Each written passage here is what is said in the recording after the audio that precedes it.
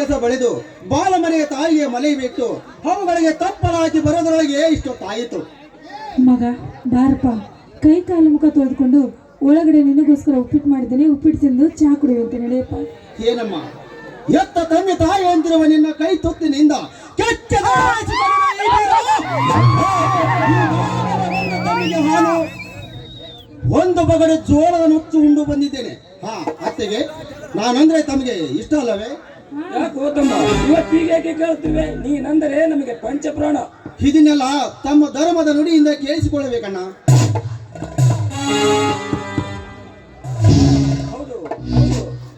ಯಾಕಣ್ಣ ತೊದಲಿಸುತ್ತಿರುವಿರಿ? ಈಗಲೇ ಹೇಳಿದನಲ್ಲ, ನಾನು ಅಂದ್ರೆ ತಮಗೆ ಪಂಚ ಪ್ರಾಣವಂತ. ಅಣ್ಣ ತೆಗೆದುಕೊಳ್ಳಪ್ಪ, 10 ಮರಿ ಮಾರಿದ 10,000 ರೂಪಾಯಿದ ದಂತೆ 1 ಲಕ್ಷ ರೂಪಾಯಿಗಳನ್ನು. ಎಂತ ಸಾಧನೆ ಸೋದರ ನಿನ್ನದು! ಈ ನಿನ್ನ ದುಡಿಮೆಯನ್ನು ನಾನೆಷ್ಟು ಬಣ್ಣಿಸಿದರೂ ಸಾಲದು. ಈ ನಿನ್ನ ಕುರಿ ಮರಿಗಳಿಂದಲೇ ನನ್ನ ಸಂಸಾರ ನಡೆಯುವುದು. ನಾನೆಷ್ಟು ಹುತ್ತಿ ಬಿತ್ತಿ ಬೆಳೆದರೂ 2 ವರ್ಷದಿಂದ ಅತಿವೃಷ್ಟಿ ಮಳೆಯಾಗಿ ಬೆಳೆಯು ನಾಶವಾಗಿ ಈ ರೈತ ನೇಗಿಲ ಯೋಗಿ ನೀವು ದುಡಿದು ತಿಂದು ತೇಗುವ ಭೋಗಿಯಾಗಿದ್ದಾನೆ. ಈ ವರ್ಷ ಮಳೆಯೂ ಇಲ್ಲ, ಬೆಳೆಯೂ ಇಲ್ಲ. ಯಾಕಣ್ಣ, ನಾನಿರುವಾಗಲೇ ನಿನ್ನ ಕಣ್ಣಲ್ಲಿ ನೀರು. ನೇಗಿನ ಹೋಗಿ ಆದ ನೀನು ಭೋಗಿ ಅಲ್ಲ.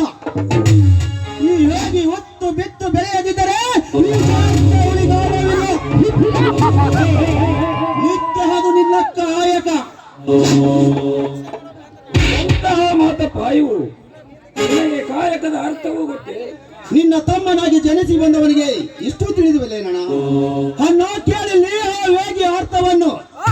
ಆಗ ಈಗ ಅಂತ ಅನಾಥರಿಗೆ ತಂದೆಯಾಗಿ ಮೂಗರಿಗೆ ಮೇಘನಾದವಾಗಿ ಸಂಗೀತದ ಗಾಯನ ಮಾಡಿದ ಕರೆಸಿದ ಆ ಗದಗಿನ ಪುಟ್ಟ ರಾಜರು ದಾನವಾಗಿ ಲಕ್ಷ ಮಕ್ಕಳಿಗೆ ವಿದ್ಯಾದಾನ ಮಾಡಿ ಅನೇಕ ಶಿಕ್ಷಣ ಸಂಸ್ಥೆಯನ್ನು ಕಟ್ಟಿ ತ್ರಿವಿಧ ವಸ್ತು ಯಾದವ ಸಿದ್ಧಗಂಗಾ ಶ್ರೀಗಳು ಹಳ್ಳಿಗೆ ಸಂಚಾರ ಮಾಡಿ ಕೋಟಿ ಜಪಕ್ರ ಮಾಡಿಸುತ್ತಾ ಭಕ್ತರಿಗೆ ದೀಕ್ಷೆ ಕೊಟ್ಟು ಈ ಮಹಾಸಮಯ ಶರೀರವನ್ನು ಮಂತ್ರಮಯ ಶರೀರ ಮಾಡಿದ ಸಿದ್ಧಾನಂದರು ಸಂಚಾರಿಯಾಗಿ ಹುಟ್ಟಿದ ದಿನದಿಂದಲೇ ಕಾಂಚನವನ್ನು ಕಾಲಲ್ಲಿ ಸರಿಸಿ ಆಶಯವನ್ನು ತೊಂದಿಸಿ ಶೋಭಗಳೆಲ್ಲ ಶರಟನ್ನು ಧರಿಸಿ ಸರ್ವ ಜನಾಂಗಕ್ಕೆ ಬಿಡುವಿಲ್ಲದ ಪ್ರವಚನ ಮಾಡಿ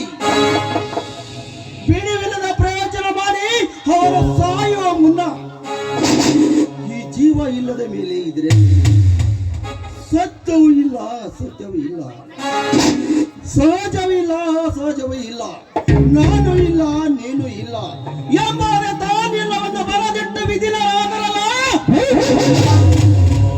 ಆ ವಿಜಯಪುರ ಸಿದ್ದೇಶ್ವರ ಶ್ರೀಗಳು. ಅವರು ಜ್ಞಾನವಾಗಿ ಅಣ್ಣ, ಅವರು ಜ್ಞಾನವಾಗಿ. ತಮ್ಮ, ಎಂತಹ ಮಾತುಗಳಪ್ಪ ಇವು!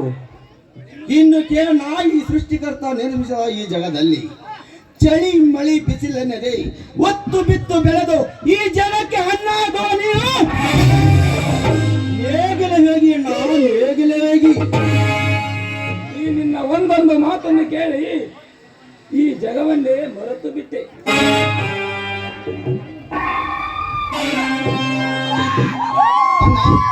ಸಂತೋಷದ ಶಶಿಧರ ಬಾರಪ್ಪ, ನಿನ್ನ ವಿದ್ಯಾಭ್ಯಾಸ ಹೇಗೆ ನಡೀತಾ ಇದೆ ಅಂತ ಗೊತ್ತಾಗ್ಲಿಲ್ಲ. ಡಿಗ್ರಿ ಅಭ್ಯಾಸ ಚೆನ್ನಾಗಿದೆ, ಆದರೆ ಅನ್ನಕ್ಕಾಗಿ ಅಣ್ಣನ ಕಡೆಗೆ ಬಂದೆ. ಅಣ್ಣ ಈಗ ತಾನೇ ಮರಿದ ಹಣವಿದೆಯಲ್ಲ, ಅದನ್ನೇ ತಮ್ಮನಿಗೆ ಕೊಟ್ಟು ಬಿಡು. ಎಷ್ಟು ಬೇಕಾಗಿದೆ ಸಹೋದರ? 25,000 ಕೊಟ್ಟು ಬಿಡೋಣ ಸಾಕು. ತೆಗೆದುಕೋ. ಹಣವೆಂದ ಮೇಲೆ ಹಿಡಿತದಿಂದ ಇರಬೇಕು. ನಮ್ಮ ಸಂಸಾರ ಈಗ ಎಂತ ಆನಂದ ಸಾಗರವಾಗಿದೆ ಅಂತ ನಿಮಗೆ ಈಗಲಾದ್ರೂ ಗೊತ್ತಾಯ್ತಾ ಸ್ವಾಮಿ? ಈ ನನ್ನ ತಮ್ಮಂದ್ರೆ ನನಗೆ ಸರ್ವ ಆಸ್ತಿ. ಬನ್ನಿರಪ್ಪ, ಈ ಸಂತಸ ಸಮಯದಲ್ಲಿ ಎಲ್ಲರೂ ಕೂಡಿ